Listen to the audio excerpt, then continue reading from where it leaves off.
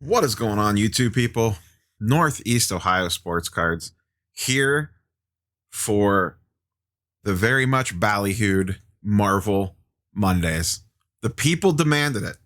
They wanted regular Marvel videos or comic book videos. We are not exclusively speaking Marvel, but we will be talking probably mostly Marvel because that's just what I follow the most. But the people wanted it. The people demanded it. We debuted it last week. This is, I guess, episode 2, if you will. But yeah, this is going to be my spot to weekly discuss whatever it is that pops into my head regarding comic books, comic book trading cards, that sort of stuff, to give that all a place to live. So before we get into today's discussion, like, comment, subscribe, all the YouTube stuff down below. And let's get into it. Before we dive too deep, though, I do want to give another shout out. Once again, I mentioned this on yesterday's video, but for people that don't watch the sports card videos and just watch the comic book videos, and if you've already heard this little ditty before, then, just skip ahead 30 seconds.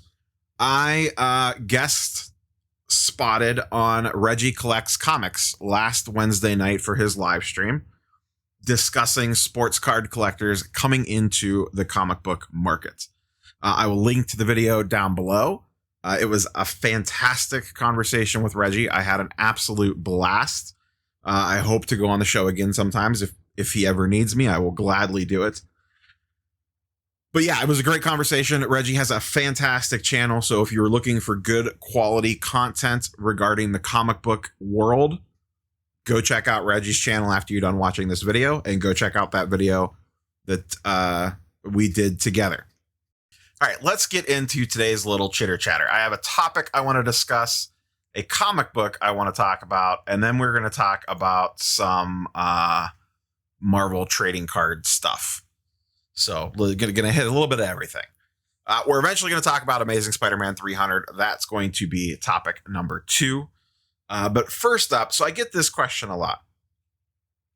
A lot of people ask me about, because most of the stuff that I talk about in the comic book videos are stuff from the 80s, 90s, early 2000s.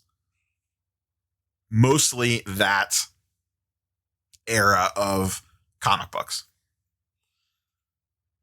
And I get a lot of questions about investing in ultra modern comic books, and do I do any of that, or why don't I do any of that, or why don't I talk about any of that? And then I also get a lot of questions about why don't you put money into / invest into / talk about the older stuff, like the true, old Fantastic Four stuff, old Avengers stuff, old X-Men stuff, old Spider-Man stuff, like true comic grails, if you will. So I'm kind of address both those things and kind of give my thought process behind, the 3 categories: the old classics, that 80s to early 2000s range, and then the ultra moderns. So the old stuff is absolutely fantastic investments. I would absolutely love to go out and buy old X-Men keys. I would love an X-Men 101, which is the first appearance of Phoenix, in a CGC 9.8, but they're like $4,000 or $5,000. I would love, I think it's X-Men 132, 129, 132. The first appearance of Kitty Pryde and Emma Frost in a CGC 9.8. That's now like a $4,000 comic book. And then, you can obviously get a lot more expensive. Like if you're talking about like legitimately X-Men #1 or giant size X-Men #1 or Hulk 181. It's just a very expensive price point to jump into on the deep end. And while, yes, if I had the money, if I wanted to completely divest my sports card collection and go all into comic books, those would be the things I would be looking to buy. I think like anything like giant size X-Men, Hulk 181, like first appearance of Scarlet Witch, Quicksilver, any of that super old X-Men stuff, any of that, the super old Spider-Man stuff, like the first appearance of Punisher, first appearance of Hobgoblin's a little slightly more modern, but like, any of those super early Golden Age, Silver Age keys are great places to stick your money, but they are astronomically expensive even before the hobby took off. So it's hard for me to get on here and say, hey, go buy a $10,000 giant size X-Men in a CGC 9.6 or whatever. Most people aren't going to dive headfirst into that. So that's why I don't talk about that level of stuff that often. When it comes to the ultra modern stuff, it is perfectly a fine world to live in. You know, if you want to invest into ultra modern comic books and variant covers and all these new first appearances, this, that, and the other thing, you could probably do quite well there. Personally, I have tried to stay away from chasing like cool looking variant covers. Like the Gleason Spider-Man covers look absolutely fantastic. Would I like one? Maybe, you know, just as a display piece? Sure. But that's different than actually investing in comic books, in my opinion. I think those are two different things. I've also tried to stay away from chase the MCU news. I'll play into it a little bit. That's the big reason why I've been trying to buy X-Men stuff, because a lot of that stuff is coming. I'm also a huge fan of the X-Men. They're my favorite of all the Marvel properties by far. But you can absolutely play that game of, you know, buy a Hulk 449, I think it is, with the first appearance of Thunderbolts, you know, prior to Falcon and the Winter Soldier starting, because you heard rumors or whatever. Key Collector gave you an alert to Thunderbolt stuff potentially being in Falcon and the Winter Soldier, and that book went up astronomically. And you can either sell it now or continue to hold it for when/if an actual Thunderbolt show comes out. That's just not the reason I've entered the comic book market. It's a perfectly good, fine reason to be in the comic book market. But if I want to steal a phrase from the, the Regie Collects video that I did with him, if I want to day trade or flip something, I have sports cards for that. So if I want to move in and out of something, speculate on something, et cetera, I have the sports card market to do that in. And I'm perfectly fine playing that game over there. I'm extremely comfortable with it. I know what I'm doing. I have a general feel for it on the comic book side. That's just not why I entered the comic book market. I entered the comic book market to put my money into it for more long-term purposes. You know, we talk about on the sports card market, you have your long-term holds, and then everything else is basically time the market and get out of it, you know, when stuff spikes up. You have your few players that you're holding long-term. In sports, long-term is very dangerous because really there's a very few percentage of players that are actually going to be worth anything 5 to 10 years down the road, let alone after they retire and stop playing. The amount of players that stay relevant after they stop playing and their card prices stay relevant after they stop playing is very small. Whereas the comic book market, that is not the case. As I talked about once again in that video with Reggie, if I put my money into mid-90s Spider-Man keys, like a 361, a 316, a 300, a 252, a Secret Wars 8, whatever, to use a bunch of Spider-Man books, I feel pretty safe, in my mind anyway, that stuff, while yes, prices could pull back on it over the next 6 months to a year to 2 years or whatever, that in 5 years, in 10 years, maybe even 15 years, I feel like that stuff's still going to be doing quite well. So the comic book purchases that I am making, I am viewing them more from a macro sense of I'm getting into it, putting it on the wall, putting it in a BCW plastic, storage box or whatever. And I'm essentially forgetting about it for a while. I am treating comic books like more of a mutual fund where you put money into it, you display it, you do whatever you want with it, and it just chills and does its thing for the next 5 years, 10 years, 15 years. Whereas, and like I said, there's absolutely a market for more of a play the spec game, buy into some stuff, hold it for the Marvel announcement, flip it, sell it, move on to the next thing. Or, chase all these ultra modern 1 in 25, 1 in 100 variant cover this, variant cover that, this, that, and the other thing, and get them in CGC 9.8s and all this. And that's completely viable too. But just if I want to play that game, I'll just do it on the sports card side. And the reason I've targeted, and I think a lot of people have targeted, that 80s to early 2000s era to buy stuff are, I think a lot of sports card investors see that as an area that the market was treating it drastically as undervalued, that those books were too cheap. And this goes back to the crux of my whole argument when I initially entered this market of the census counts on comic books are a lot lower than the comic book market thinks that they are. And that 80s to 90s to early 2000s window is the prime example for that. The comic book market treated that as those are high population count books, whereas new people coming in looked at those numbers and said they're not, and all that stuff is way too cheap. And we went gobble, gobble, gobble, gobble, gobble, gobble, gobble, like a Pac-Man going around the screen, gobbling up dots. That was us entering the market. Nom, nom, nom, nom, nom, nom, nom, nom. Buying up all this stuff. And it was the perfect price point. A lot of those books were $500 to say $1,500 with a few exceptions. And it was just the perfect entry point for us to slide into. And it was the perfect entry point for stuff that looked extremely undervalued. The older stuff was semi-properly valued. It was already astronomically expensive. And then the modern stuff is its whole other, ultra modern, I guess, is its whole other thing.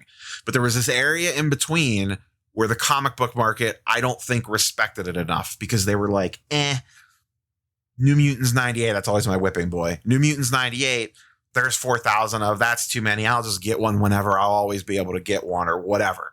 ASM 316, pick your late 80s, early 90s junk era comic books key. And like I said, we came into the market and said, actually, no, 4,000 is not a lot. You're not understanding this at all. And quickly adapted and plunged into the market and causing a bunch of price spikes. So that's kind of a breakdown of where my headspace is at, playing in this market, if you will, and collecting these. And once again, like I'm not in it to flip it per se. I mean, would I sell something if prices got high enough? Sure. My New Mutants 98, I bought for $1,000. I could have sold it for over $3,000 if I wanted to. But I didn't. That wasn't the reason why I bought it. The reason why I bought it is to hold it for at least a few years at minimum. And I think that book still has room to grow. It spiked up to 3,500, has pulled back to under 3,000 now, like we talked about last week. But we haven't even gotten a new Deadpool movie yet with Ryan Reynolds. And there's probably going to be multiple of those coming down the pike. And he's probably going to, cameo in a bunch of other stuff, X-Men related, etc. And I just think that book has a ton of room to still go up. So anyway, that's kind of a long-winded explanation of kind of where my headspace is in the comic book market. And I don't want to speak for the entire sports card community that has entered this realm, but I think that's where a lot of their headspaces are at, or in a similar place to where I am. So that's all I got on that. Let's talk about Amazing Spider-Man 300, the king of the late 80s, early 90s comic books. This thing continues to go strong. The reason why I specifically wanted to talk about this today is because there was 2 recent sales and another one ending today. There is an auction running right now. I am recording this early Sunday evening. That as it sat, it was at $5,200 with about 4 to 5 hours left on it. I was going to wait till after it ended to record the video, but it was going to end a little too late for me to get everything done and together in time.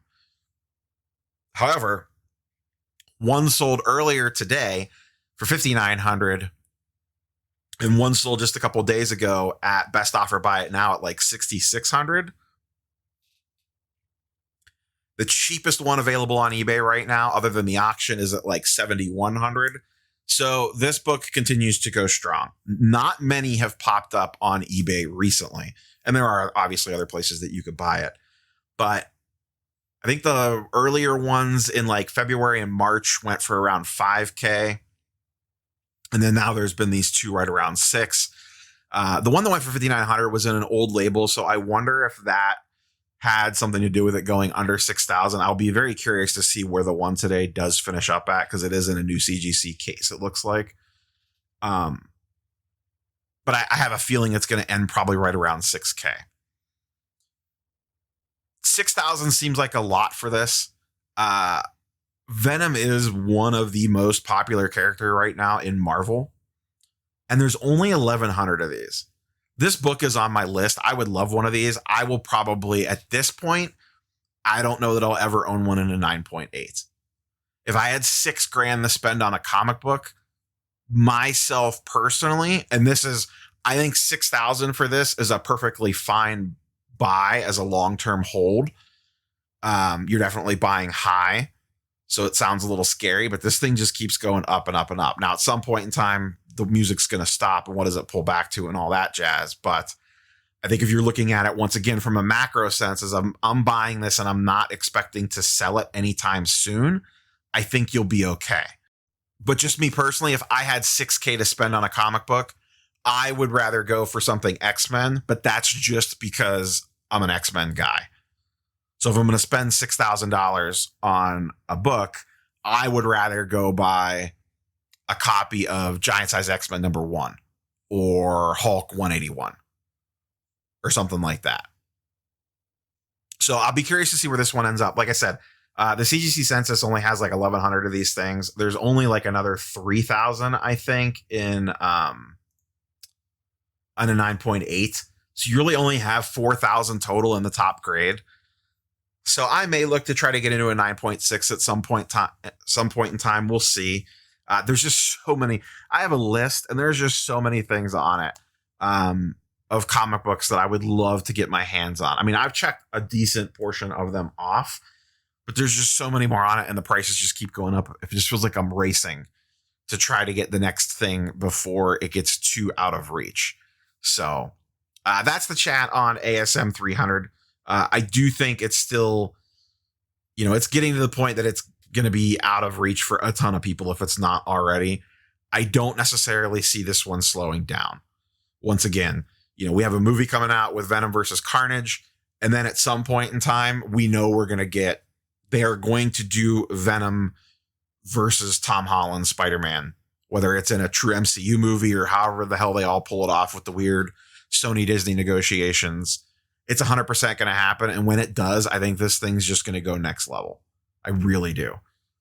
And that's saying a lot considering it's already a $6,000 comic book. So with that, let's hop over to Marvel cards really quick and then wrap this puppy up. So right before I started recording this video, actually had grades pop for my 10 card regular submission of Marvel Universe 1990 cards. There is a preview video on the channel for that submission, probably recorded sometime in February. It was the 10 card regular order. The funny part is, gotta love PSA, my 10 card regular order got there after a 6 card express order. The express order got there like a week and a half before the regular order did.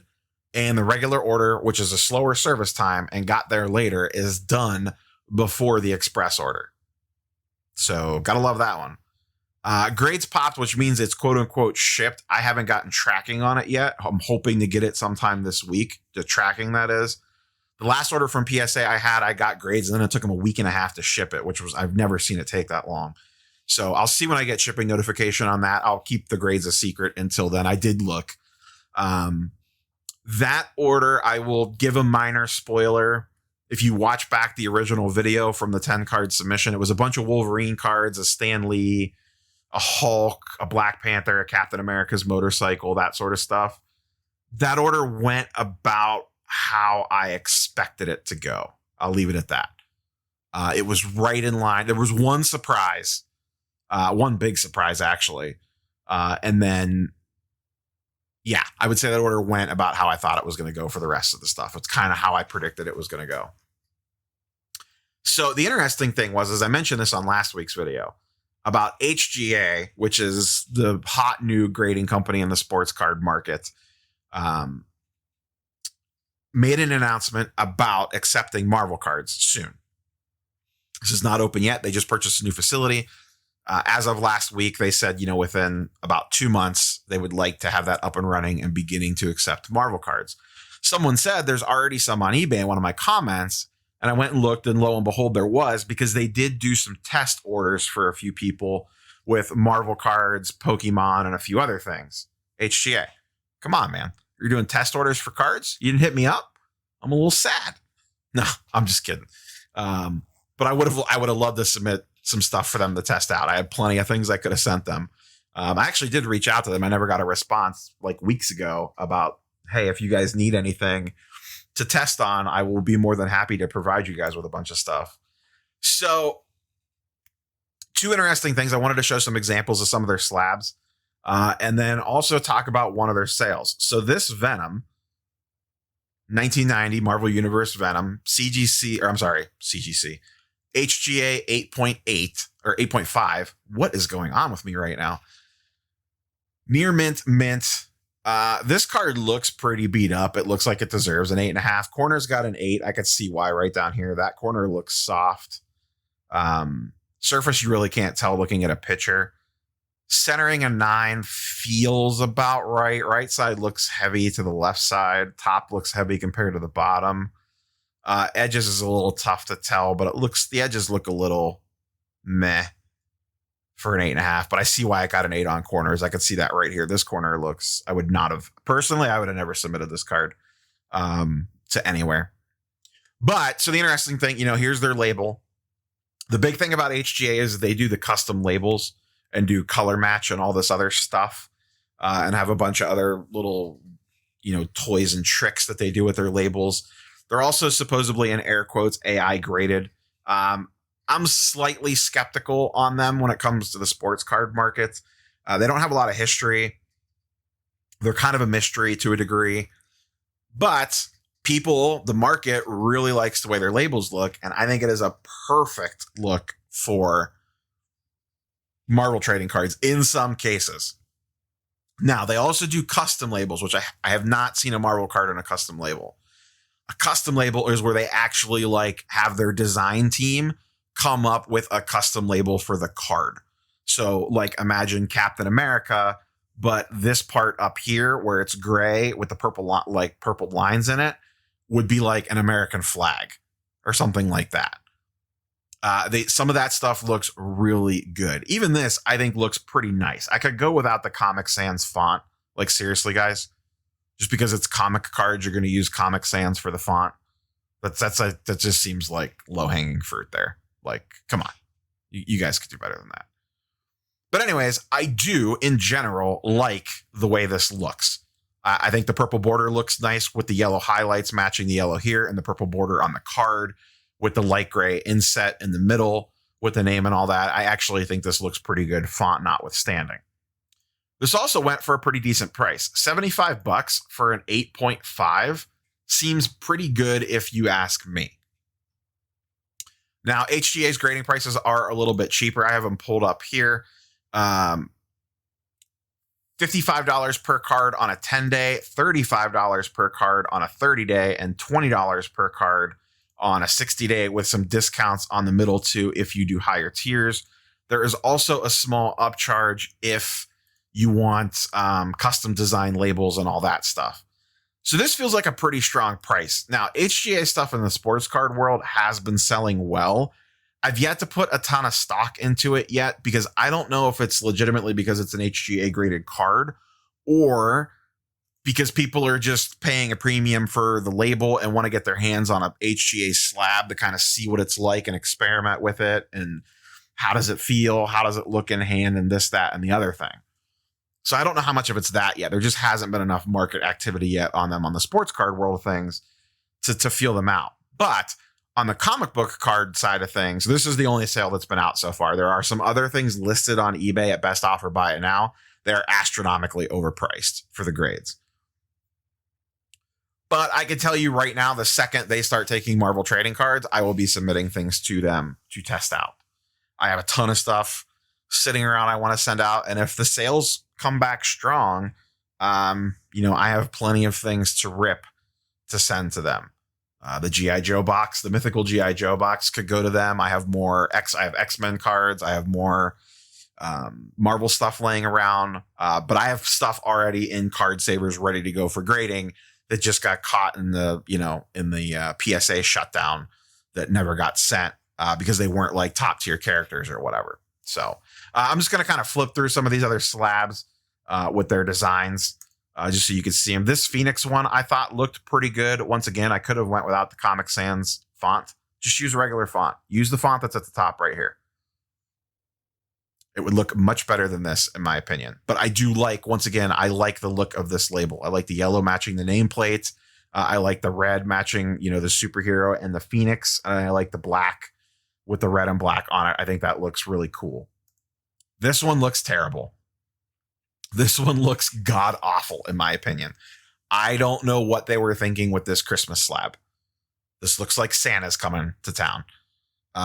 This is absolutely hideous. I would purposely not buy this card based strictly off the label because I think it presents terribly. So this is an example of it going wrong, if you will. Once again, the Venom, I think, looks really good. The Phoenix, I think, looks really good. This looks like trash. This looks like, I don't know. This looks like a kindergartner art project or something. This just looks terrible in my opinion. I don't know why they went with the green. I guess because it color matched the card. It's the dominant color on the card, but like this with just the gray background from Venom, I think looks 10 times better. But yeah, this one's a little rough. Black Panther, I think this looks fine. Once again, I like the way that this kind of played out with the reddish/orange matches this with just the gray background and the yellow numbering. Stanley, this looks fine. I like the blue border matching the blue border here. It looks like the only thing I don't know if I like, it looks like this is miscut a little bit. You see how thick that blue line is on the left, how thin it is on the right. I don't know if that's just a little label error there. But I don't mind this background on the label here at all. Once again, the Comic Sans font really, it's the first thing I can't now that I've seen it, I can't unsee it. And then this is the label that they used for the hologram. I don't know how I feel about this one either. This feels like one of those things that maybe it looks way better in person. I just don't know what this label is. Is it holographic? Is it like fake holographic? I don't know. But I would like to see this label in person before I cast too hard of a judgment on it. I don't mind it. I just don't know like what these clouds are almost, or whatever this is that this looks like. That's a very clean looking Cosmic Spider-Man, by the way. Very clean. Centering 9, edges 9, corners 9, surface 8.5. I'd like to see this card raw. That's a very clean looking Cosmic Spider-Man, that's for sure. So here's a better look at the label. Yeah, it just looks like pixel art. I don't know. I don't know what they're going for there. And then here's the back of their slabs. And that corner does look a little soft down there, maybe. So once again, I am eagerly anticipating the moment that they begin accepting submissions and I can send them stuff. Obviously, there'll be videos on all that nonsense once they are up and running for that. I would honestly send to them over CSG /CGC. I honestly think people holding their breath for CGC and CSG to take Marvel cards, I think it's going to be a while. They already announced price increases on the sports card side of things. The comic book division's backed up, and their turnaround times are starting to slip on both companies' sides. So I just don't see them being like, hey guys, we already can't keep up with the workload that we have. Go ahead and start sending us all that Marvel card stuff too, because add that on to our plate. So I don't think they're going to be coming online anytime soon. So I could be wrong on that. I did not mention that at the beginning. CGC, the comic book division, raised their pricing on grading. I'm not surprised given the current state of grading. it didn't sound like I've never graded comic books. I don't have any plan on grading comic books myself, at least anytime in the near future. To me, the price increase didn't seem that big. The Facebook communities are losing their mind. I didn't think it was that big of a deal. The per book charge didn't look like it was super expensive. And given the amount of value that they add on to your cards, or your comics, it seemed kind of small. Maybe it's just because I'm so used to astronomical price increases on the card grading side of things. Their small increase to me seemed like nothing. So it could just be that perspective. I don't know. But that's my big thoughts on the CGC grading increase. So that's all I got for you guys and girls today. That will bring Marvel Mondays to a close for this week. Not sure what tomorrow's video is going to be yet. Something sports card oriented, most likely, or if some crazy news happens or whatever. But yeah, look forward to the Marvel PSA reveal. I don't know when. It'll just be whenever it comes in. I won't hold that for a Marvel Monday. It'll just be its own video coming out whenever. But not sure when I'll get that back yet because I don't even have a shipping notification for it yet. And then I should have a second order right on the heels of that one. I have a 6-card express order sitting there. We'll see how that one does. And then I have one other order at PSA with Marvel trading cards in it. But I probably won't see that one for a while. I sent that one in the glut of all the orders they got right before their prices hiked on April 1st. I just don't expect, March 1st, the March 1st price increase. I don't expect to see that one for a while. That got dumped on them in the mix of their other massive blitz of orders. So that one's probably going to be a hot minute before I see it. But yeah, that's all I got for you guys and girls. Like, comment, subscribe, all that jazz. Follow me on Instagram, Twitter, all that stuff's in the links down below. And then go check out the Regie Collects video if you have not seen it already. Go give that a watch. Smash the like button on that video. Subscribe to him if you haven't. Leave a comment on that video, et cetera, all the YouTube algorithm stuff to help both of us out. And we'll catch you guys and girls on the next one. Peace.